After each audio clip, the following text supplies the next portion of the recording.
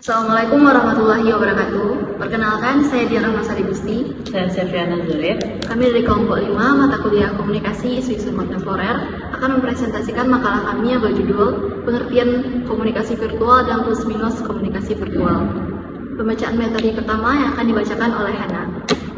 Baiklah, saya Septiana Zulir sebagai pemateri pertama akan menjelaskan materi dari kelompok kami. Sebelum masuk ke materi pertama, saya akan menjelaskan terlebih dahulu latar belakang dari materi kami. Komunikasi virtual adalah komunikasi yang dilakukan melalui internet. Komunikasi virtual merupakan salah satu bentuk komunikasi yang sering dilakukan setelah berkembangnya teknologi internet. Kamu mungkin melakukan komunikasi virtual sama banyaknya dengan komunikasi secara langsung. Baiklah, selanjutnya saya akan masuk ke pembahasan dari materi kelompok kami, yaitu pengertian dari komunikasi virtual. Komunikasi virtual adalah komunikasi yang dilakukan melalui internet. Komunikasi virtual merupakan salah satu bentuk komunikasi yang sering dilakukan setelah berkembangnya teknologi internet.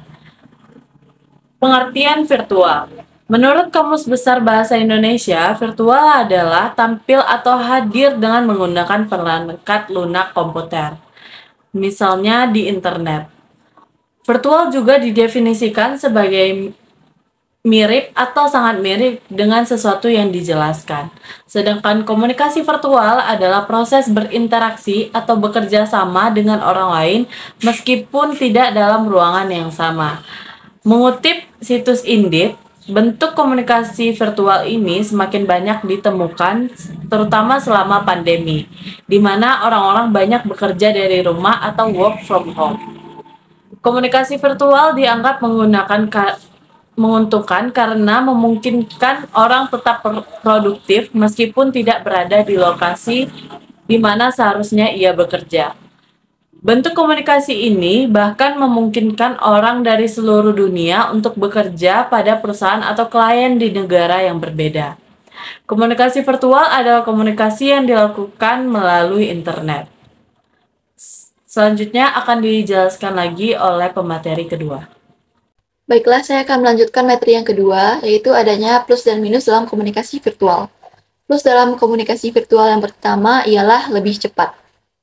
Lebih cepat di sini maksudnya ialah bisa memangkas waktu dan juga uang, dengan begitu menjadi lebih mudah dan cepat untuk bisa saling bertukar informasi. Selain itu, juga bisa lebih efisien untuk menghubungi keluarga ataupun mitra bisnis.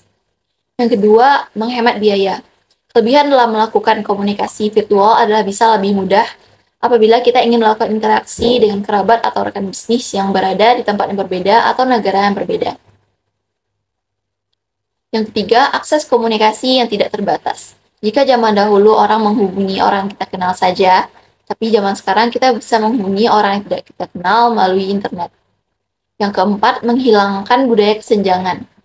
Kelebihan selanjutnya dari komunikasi virtual adalah internet sudah membantu kita dalam menjembatani media sosial.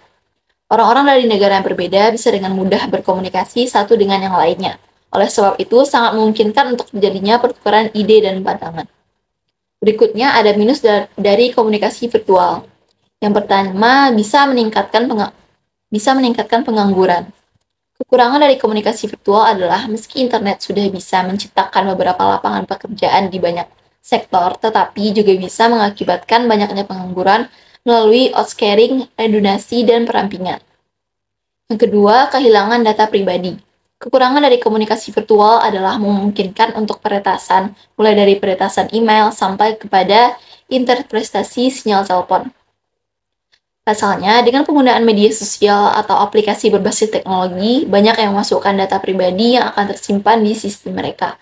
Yang terakhir, kurangnya kesadaran berbudaya meskipun internet sudah menjadikan alam semesta sebagai desa global, tetapi beberapa budayanya sudah mengonsumsi budaya lainnya. Akan tetapi, mengakses internet secara berlebihan bisa menjadikan generasi muda tidak lagi mengenal budaya asli mereka. Hal ini bisa berpengaruh kepada cara berpakaian, bertindak, serta berperilaku. Meskipun kita harus beradaptasi dengan teknologi, tetapi ada hal-hal yang harus kita perhatikan supaya teknologi tidak menggerus budaya yang baik di sekitar kita. Selain itu, kita juga harus selalu bijak dalam menggunakan teknologi atau komunikasi virtual yang mampu mungkin merugikan diri kita maupun orang lain. Sekian pemaparan materi dari saya. Sekian pemaparan materi dari kelompok 5. Saya sudahi dengan Assalamualaikum warahmatullahi wabarakatuh.